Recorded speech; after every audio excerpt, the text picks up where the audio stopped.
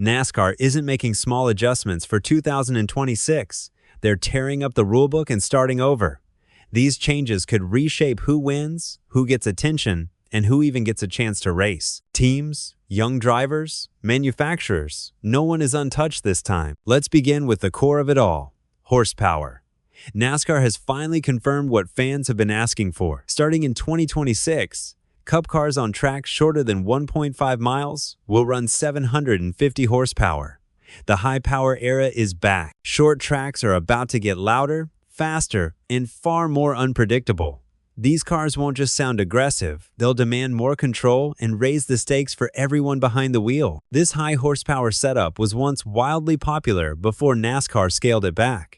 Now, it's returning with changes. These tracks will use the short track and road course package introduced in 2024, featuring a 3-inch rear spoiler and reduced diffuser strakes. Things get even more interesting when you look at which tracks are affected. 5 major venues are being pulled out of the intermediate category and placed under short track rules: Bristol, Darlington, Dover, Nashville, and Gateway.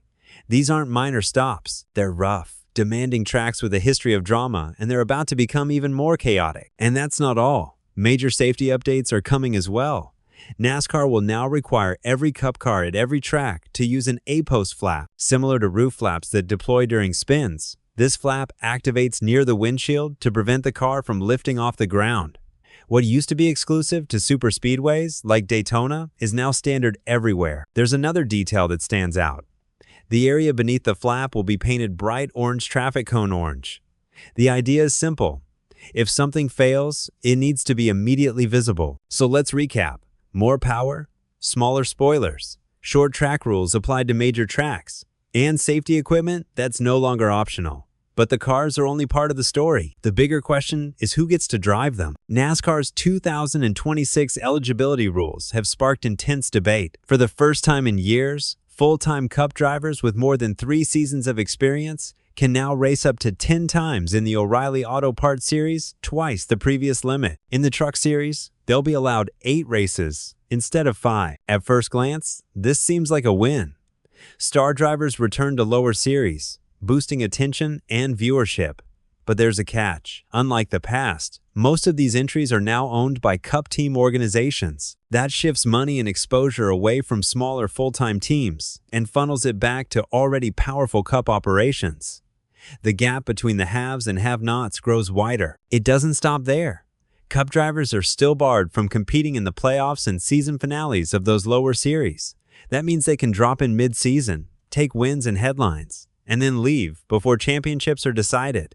At the same time, younger drivers are being given unprecedented access. In 2026, the minimum age to race in the O'Reilly Auto Parts Series drops to 17 on road courses and ovals under 1.25 miles. In the Truck Series, the minimum age falls to 16. That's teenagers racing at nearly 180 miles per hour against seasoned veterans. Some of these drivers won't even be legal adults, yet they'll be competing for national titles. NASCAR understands this, puts them in a parental role, but they're willing to take on that responsibility. Why? Because the sport wants younger fans and younger stars. NASCAR has been chasing that goal for years, and now it's fully committing to it. But drivers aren't the only newcomers being tested. NASCAR is also setting firm boundaries for new manufacturers. Beginning in 2026, any new OEM looking to enter a national series must follow strict testing limits. Only 3 tests will be allowed. Each test can involve just 3 teams, with 2 cars each, for a total of 6 cars over 2 days. All testing must be completed by March 1. There are no second chances. Testing is also restricted to certain tracks. No repaved tracks, no new tracks, and no tracks scheduled to host races within 60 days. There's no opportunity to gain a competitive edge. Miss the window, and it's gone. That puts enormous pressure on any brand hoping to challenge Chevrolet, Ford, or Toyota.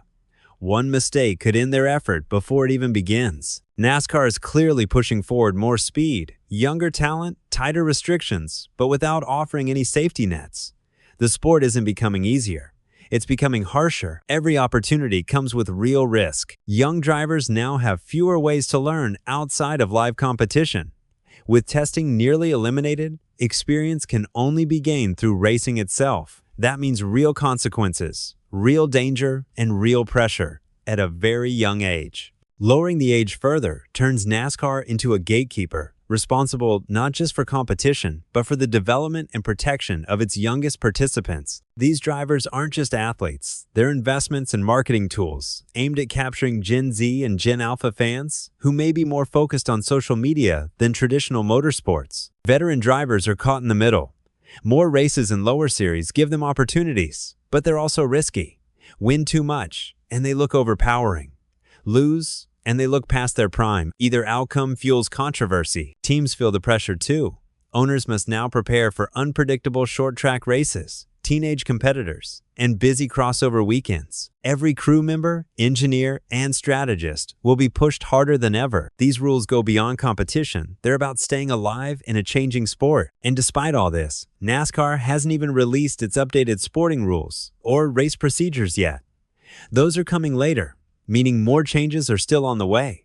So where does that leave us? It leaves us staring at a version of NASCAR that is faster, louder, and more dangerous than it has been in years. The cars demand more precision, more courage, and more respect, while the margin for error keeps shrinking. Teenagers are being asked to line up against seasoned professionals, learning the sport at full speed instead of through slow, controlled development. At the same time, wealthy cup teams are extending their reach deeper into the lower series, pulling attention, resources, and victories away from smaller operations that already fight to survive. Every risk now carries heavier consequences, and every mistake is punished harder than ever before. This is NASCAR's new reality.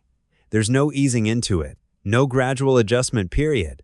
Teams, drivers, and manufacturers must adapt immediately or be left behind. The rule changes coming in 2026 aren't just small updates or technical tweaks. They represent a fundamental shift in how the